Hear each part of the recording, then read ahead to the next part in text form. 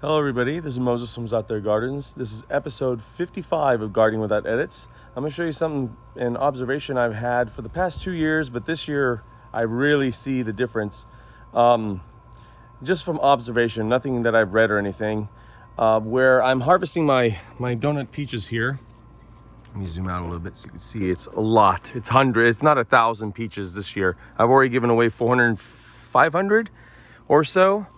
But something I want to show you is that I don't see not that much. You can see, actually that looks like a scar. It doesn't look like a problem with the stink bug.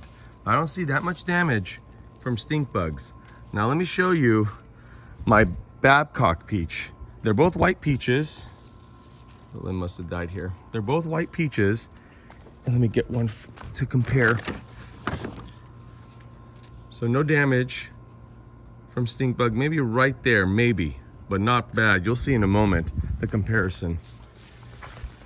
And I'll look at, let's see if I can just find one. Maybe I should have checked beforehand, right? I'll find them on the ground, really. Look at this.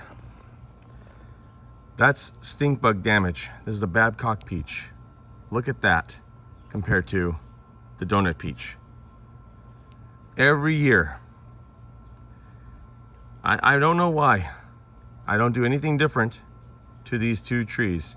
Well, this is just this is a 4-in-1. This is a peach, plum, apricot, and nectarine in one tree.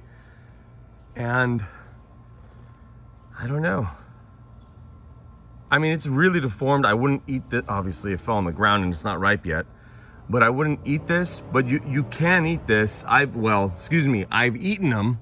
I don't know if there's, bacteria in them or anything from the mouth parts of the stink bug, but not everything can be perfect. This is really bad though. I wouldn't eat this.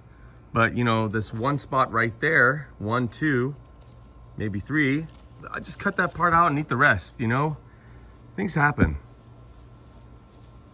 Happy gardening, everyone. You ready, Lulu? She likes to play them like little balls. She thinks they're tennis balls.